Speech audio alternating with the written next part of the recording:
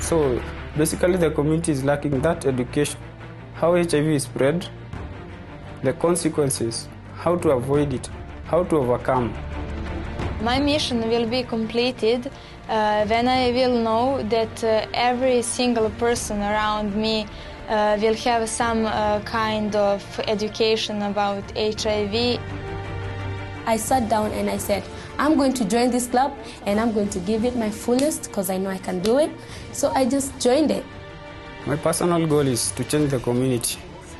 I took the initiative with the help of my fellow friends to start a group.